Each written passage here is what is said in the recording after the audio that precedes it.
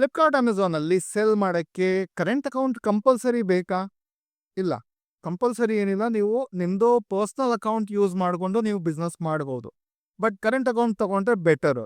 ಯಾಕಂದರೆ ಟ್ರಾನ್ಸಾಕ್ಷನ್ ಜಾಸ್ತಿ ಆದರೆ ಆವಾಗ ನಿಮ್ಮದು ಪರ್ಸ್ನಲ್ ಅಕೌಂಟಲ್ಲಿ ಪ್ರಾಬ್ಲಮ್ ಆಗ್ಬೋದು, ಫ್ರೀಸ್ ಆಗ್ಬೋದು ಅಕೌಂಟ್. ಸೊ ಅದಕ್ಕೆ ಕರೆಂಟ್ ಅಕೌಂಟ್ ತೊಗೊಳೋದು ಬೆಟರ್ ಆಪ್ಷನ್. ಮತ್ತು ಫ್ಲಿಪ್ಕಾರ್ಟ್ ಅಮೆಝಾನಲ್ಲಿ ಸೇಲ್ ಮಾಡೋಕ್ಕೆ ನಿಮ್ಮ ಹತ್ರ ಶಾಪ್ ಏನಾದರೂ ಇರಬೇಕಾ ಕಂಪಲ್ಸರಿ? ಇಲ್ಲ, ನೀವು ನಿಮ್ಮ ಮನೆಯಿಂದನೂ ನೀವು ಸೇಲ್ ಮಾಡ್ಬೋದು. ಅದಕ್ಕೆ ಯಾವುದೇ ಥರದ್ದು ಶಾಪ್ ಇರಬೇಕು ಅಂತ ಮ್ಯಾಂಡೇಟರಿ ಏನಿಲ್ಲ. ಬಟ್ ನೀವೊಂದು GST ತೊಗೊಬೇಕು. ನೀವು ಎಲ್ಲಿಂದ ಬಿಸ್ನೆಸ್ ಮಾಡ್ತಾ ಇದ್ದೀರಾ ಅದ್ರ ಮೇಲೆ ಒಂದು GST ತೊಗೊಂಡು ನೀವು ಸ್ಟಾರ್ಟ್ ಮಾಡ್ಬೋದು.